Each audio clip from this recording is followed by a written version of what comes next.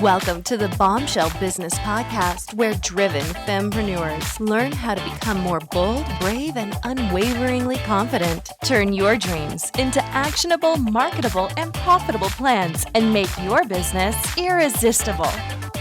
Welcome to the Bombshell Business Podcast. I'm your host, Amber Hurdle, and I'm going to just cut right to the chase today because I am super excited about today's guest. If you're a bombshell and you're like me, you're probably a wine lover, if not a wine connoisseur. And today we're going to get to talk to somebody all about her wine and winemaking abilities. And to top it all off, she's a redhead.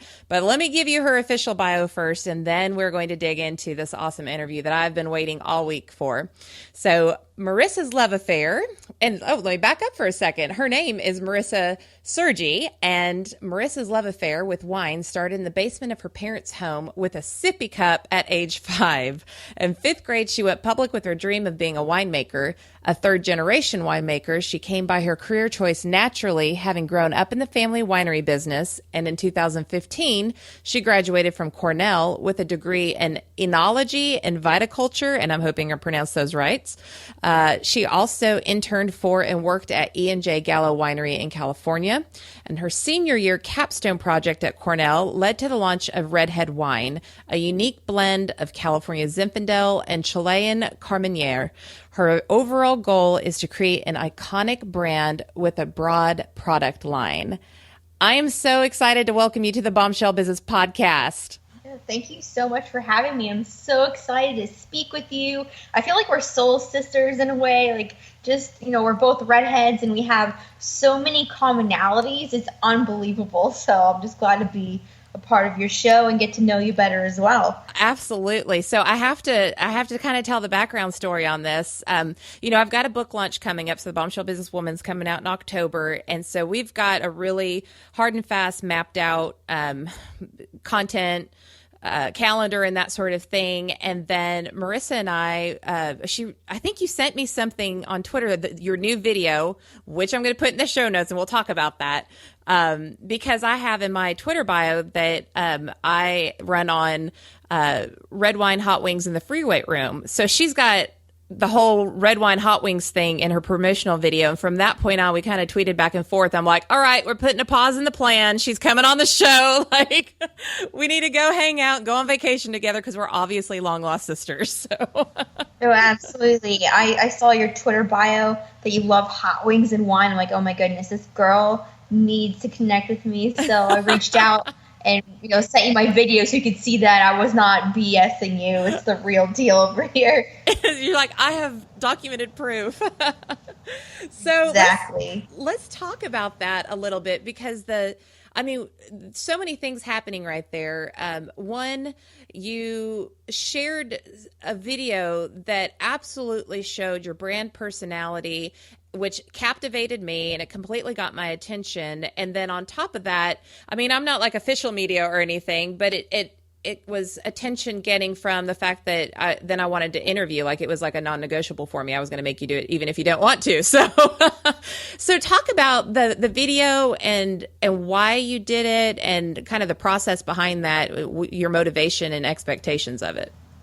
Absolutely. So as a young entrepreneur, I was going to school at Cornell, and at the time I really was an entrepreneur, although I had kind of my blood because my grandfather and father were entrepreneurs as well. I was going to school for winemaking, and part of the capstone project that I started was a wine label, and I had the one on campus. I received an email about free hot wings at a meeting, but you had to be an entrepreneur. So I thought to myself, well, I'm not really businesswoman right now, but I do have a product, so I can kind of go into this meeting kind of under the radar, scoop up some free wings, which were absolutely delicious. Wings over brand wings, the best. Yes. So I went, but the professor who was running the meeting was like, hey, if you're a student entrepreneur, you have to give a 60-second elevator pitch. And I was like, holy crap.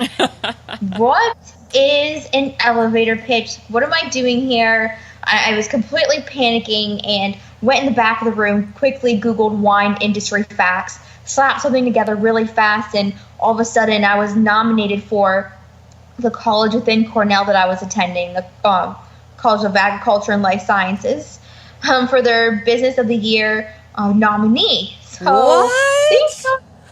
Yes. That's amazing. So quickly by accident, just because I wanted some free food, I became this rising entrepreneurial star within my college, and I decided to get some people to mentor me to really help shape this pitch for the formal competition.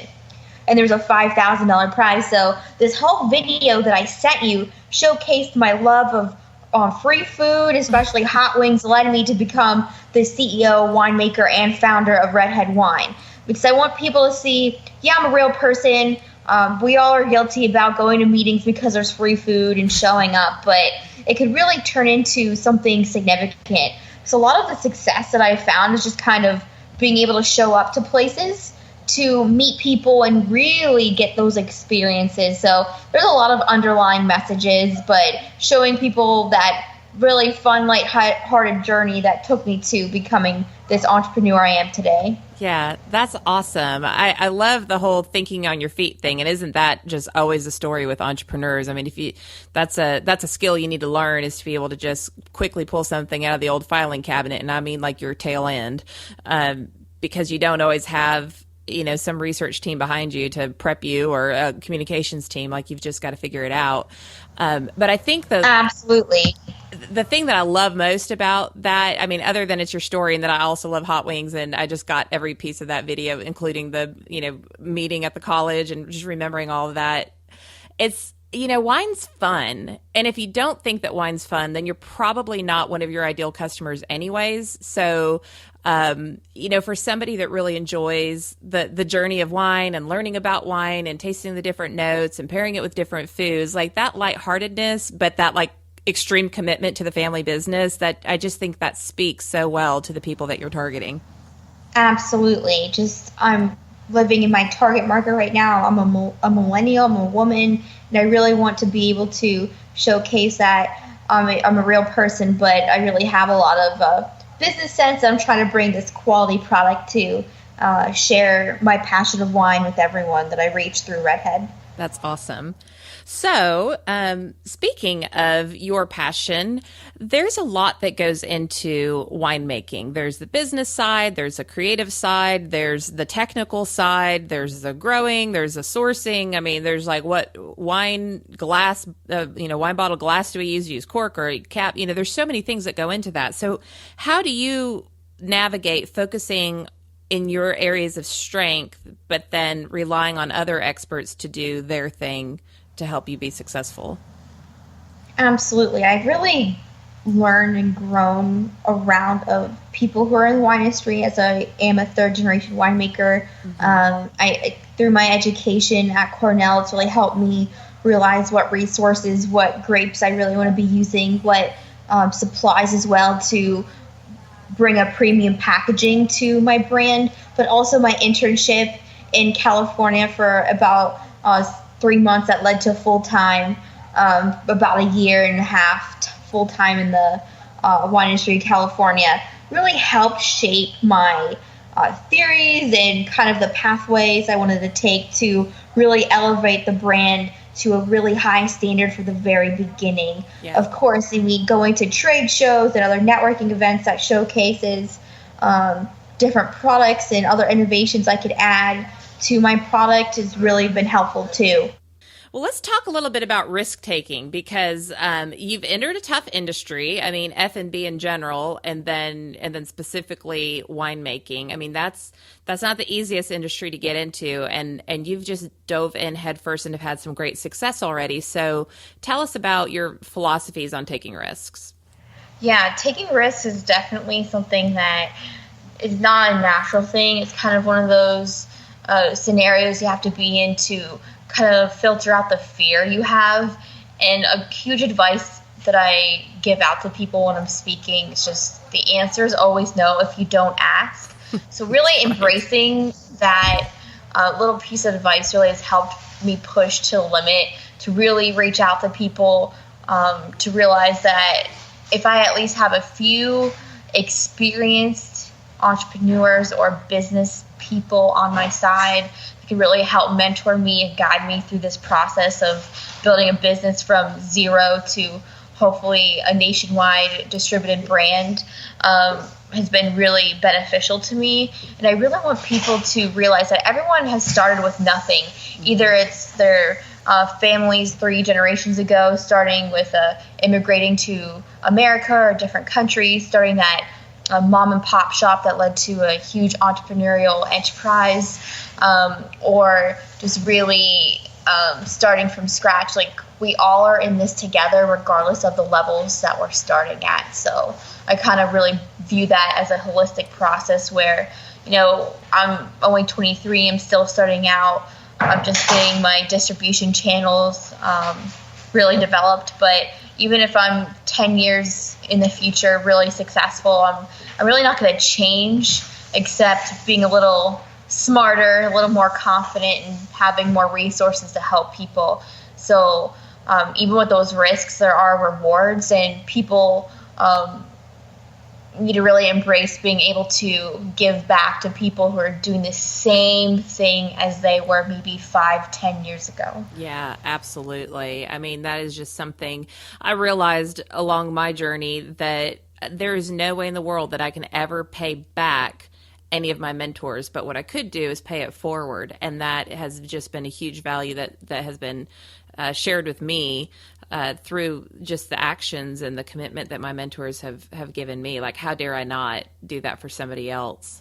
Exactly. I really enjoy giving back to people. And yeah, as I said, like, I'm very young, but it doesn't really matter how much experience you have as long as you're able to at least make a difference in someone's life, either just opening the door or sending that email connecting them to someone that might be able to help them. Just being able to make small differences could really lead to more larger accomplishments for just people in general. Absolutely. I love it. See, we're soul sisters. This is it.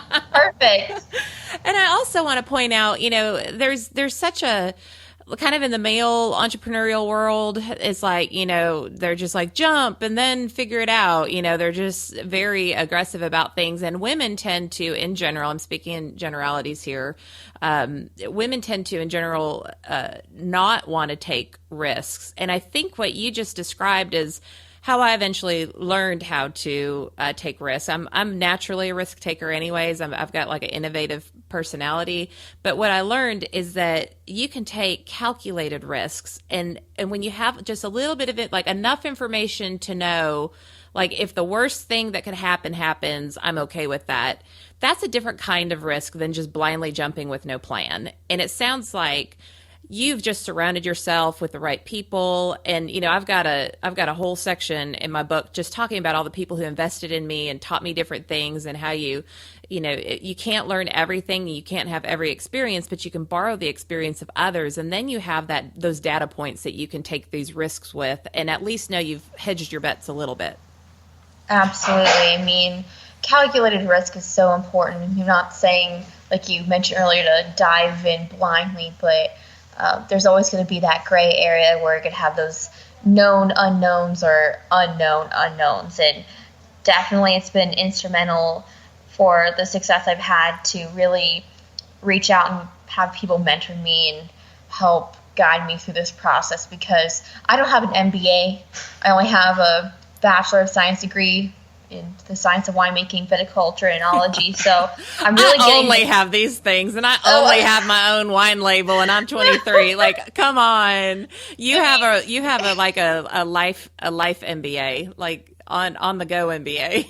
Exactly. And it's great to have that formal education to really understand a lot of the back end of things, and really know what you're doing, especially when it comes to numbers or certain data points you're looking at, or profit and loss sheets, all that fun. But it's really important to have that hands-on experience too. So I'm kind of thrown into this mix right now, but it's a wild ride, and I wouldn't change it for anything. So I can't complain. I've had that experience. You'll swim and then you'll get better and better and better and better. You already are. I'm just saying, like, you're 23. Oh my gosh. Like, imagine when you're 33. What are you going to do in the next 10 years? It's just crazy. It is unbelievable to even think about it. So let's talk about the key to sales, because you have multiple markets. So you have like grocery stores or liquor stores, or actually, I guess, the distributors who will carry you in different states. Then you have the end user, the actual wine drinker. So what have you learned about sales that has helped you get to where you are? It's definitely being hands-on. Although I'm kind of a small company right now, I only have like 2 people on the payroll. You really have to show up and be thankful for all the people who have helped you. Like, I'm working with a distribution company, so I have sales reps that are supposed to, present my product and go into stores and build displays. But although I have that sales force, I'm in the stores physically making sure the bottles are facing nicely on the shelves, or that I've met the wine steward who helps hand sell the wine in certain grocery stores, or that mom and pop place. Really showing that I care, that my product is there, and I want to see what I could do to better service that store. It's been really important to really go into as many locations as possible to really ask them what they need and what I could better deliver on my end. Because you really can't assume people know what you want, or you assume that you know what a certain store individual needs. Just asking has been so instrumental to increasing the sales for Redhead. Yeah, absolutely. I love that. And I think there's, especially in the food and beverage world, there's always that sense of kind of like, I know the owner, or the owner stops in and checks on me. There's just something about that, or the chef, or, that's something that I think is important, especially in your industry. Of course, I've been in the hospitality industry forever and a day, and grew up in it too. So, I just love how caring you are. And I think that will translate for sure, for years to come. So let's talk about, speaking of sales, tell me about your Walmart experience, because I've seen some tweets about that, and I know there's some potential exciting things happening for you. Absolutely. And I have to say, it still feels like it's not real. I was just in Bentonville, Arkansas last Wednesday for Walmart's open call event. It's an event they have every year to invite U.S. manufactured products to their headquarters and have a buyer meeting. So this was, I believe, the 4th annual open call event. They had over 750 companies come to pitch. Wow. It was such an exciting event because not only did they have their official open call day, they had a pre-meeting the day before. They had all of us in a room with someone who had success with Walmart, who just started in our shoes, sitting in those seats, explain how she felt, how the process went for her. She actually didn't get a yes immediately. So Walmart came to her and said, "Hey, we love your product, but we would want these tweaks made so you could better fit our stores and our customers," because Walmart's very customer-centric. So if they believe a product would be better suited for their market because it'll be more beneficial, they'll come to you and ask that. Because, Walmart has over 8,600 stores in the United States alone. Wow. You definitely want to make sure your product is up to their par, because they definitely know a lot about the trends and what people are wanting as their customers. So yeah, I dare say they dabble in market research. With that many stores. Yeah. Over 145 million people visit their stores on a weekly basis in the United States. That is mind-blowing. No kidding. But that process was so amazing because the associates were so helpful. They answered all of our questions, made sure we knew where we were going. So not only was it a very upbeat and exciting event, but it was very low stress as well.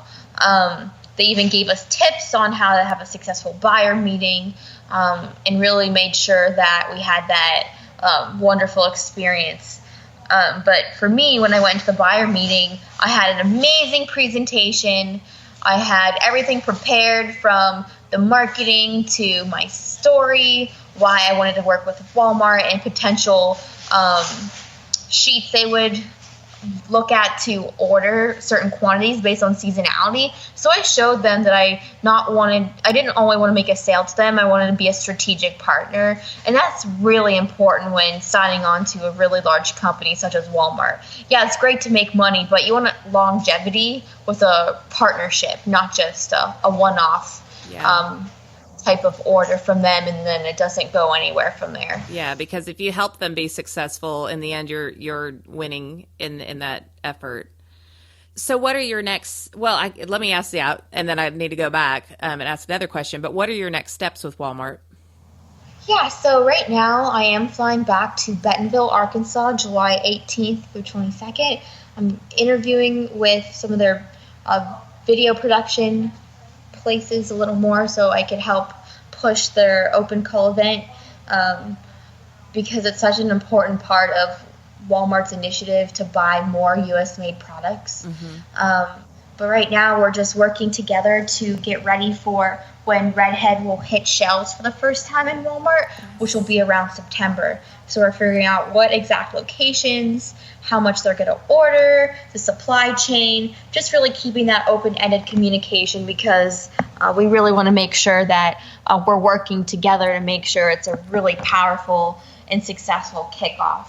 So right now I'm kind of just waiting to get some responses back, and I'll get more solid information July 18th for sure. That's awesome. Okay, so I just want everybody who is listening, for every excuse that you have for not doing what you really want to do, I want you to hear this 23-year-old winemaker who went to go find some hot wings, threw together a pitch, and now is going to be on the shelves of Walmart. Okay, so there are no excuses. There's just always intention, and following through. I mean, this is just incredible. How did you even hear about the open call event that Walmart has? Yes, I've been working with the Youngstown Business Incubator, which has been ranked on the top in the globe, which is amazing, right in my hometown. They emailed me that there was an opportunity to pitch Walmart on the national level. They were looking for Ohio-made products. So right now, Redhead is a California wine, but I buy all of the grapes from California, so it's a piece of California without the plane ride. And I decided, why not take a chance, see if they're going to want to approve my application. So I filled it out to the best of my ability and was very thankful to receive an approved status to book my travel to the open call event.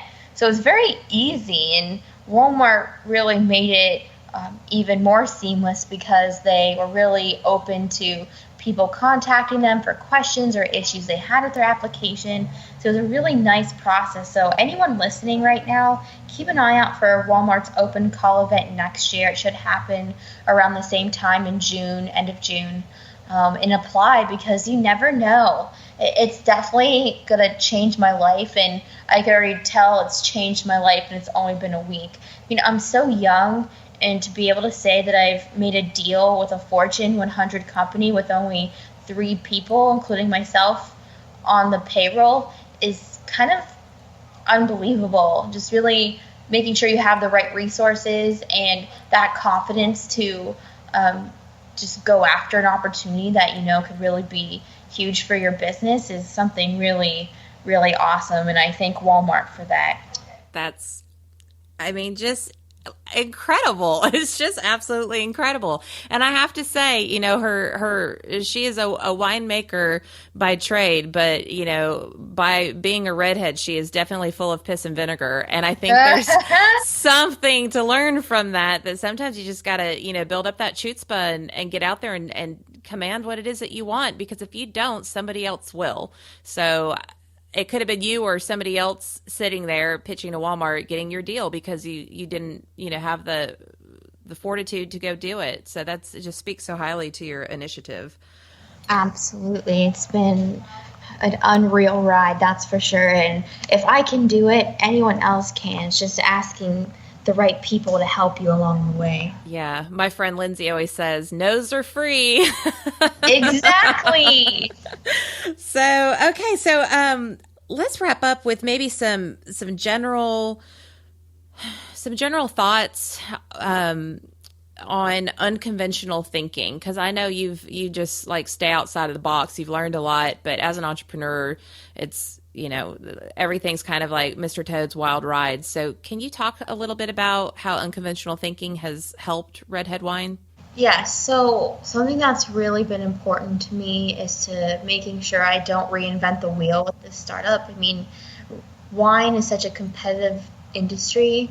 Over 5,000 labels are competitively in the market, and over, I think, 100,000 plus are approved every year through the government.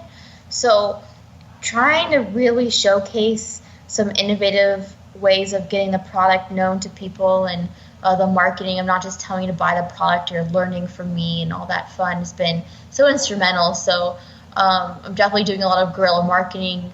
Social media is great, but it's kind of the crutch to support all of my other large initiatives. Yeah. So I'm really trying to work with local businesses to really collaborate on their level using their channels, or I'm educating people about wine. So I'm making people more comfortable shopping in the wine section, let alone educating them about Redhead. Because wine is could be such a snobby type of product if people look at it that way. Yep. But really, wine really enhances your dining experience and life's moments you have, and being able to feel comfortable going down that aisle and looking at the hundreds of choices, or depending on the store, thousands of choices, and knowing how to navigate it and pick out what you want is really important. So I've been working on a educational series called 60-Second Wine Hacks that I'm going to be releasing very soon. How fun. And really trying to get those channels out there with all that education and showcasing the fun side of the brand, especially through that new video I showed you. So I want people to see that I'm just a regular person that kind of went after her dreams, and also stumbled upon some lucky scenarios as well. Yeah. Well, that's definitely always at least a small part of everyone's success. It's like, a lot of hard work, a lot of follow through, and a sprinkle of luck for everyone. Absolutely. Well, Marisa, is there any parting advice that you want to share with our listeners today, that fellow bombshells that are out there grinding, trying to make their dream come true? Yes, it's definitely never too late. If you don't start today, tomorrow will never come. I've seen so many of my friends say, I'll start tomorrow, but tomorrow already has another day coming after it. So just start now. Send an email, reach out to that friend that you want to reconnect with, or just buy that URL or that social media handle, create it, just go for it. Make baby steps, and once you start, it's going to be so much easier to get that ball rolling. And honestly, the hardest part is starting, and once you get that little flame lit and you add more logs to the fire, you'll be able to build more momentum and really gain more confidence in what you're doing. So I really suggest that you just go for it and stop waiting. Marisa, I just can't even tell you how delightful this interview has been. It's everything that I thought it would be and more. You're astute, and she's in Florida right now, y'all, and she's taken the time to share these experiences with you so that you can strengthen your own plan and move forward with the same sort of tenacity to make your bombshell dream come true. So what we'll do is, if you go to amberhurdle.com/podcasts with an S, amberhurdle.com/podcasts with an S, you can find the show notes to Marisa's episode, and I'll put in the video that got us kicked off together, the all of her social media handles, of course, her website, so you can stay in the loop of where you can find her wine. And I wish we were going to stay in touch, but I'm going to go ahead and say on the air that I wish you all the success in the world, and I can't wait to see what happens with Walmart. Thanks again for being on the show. Thank you so much for having me, Amber. It's been a lot of fun. All right. Okay, Bombshells. Well, be sure that you visit the show notes, take action this week, and tune in for the next episode of the Bombshell Business Podcast. I'll see you next time. Thanks for listening to the Bombshell Business Podcast. Visit amberhurdle.com for more resources and be sure to tune in again. Cheers to you, Bombshell.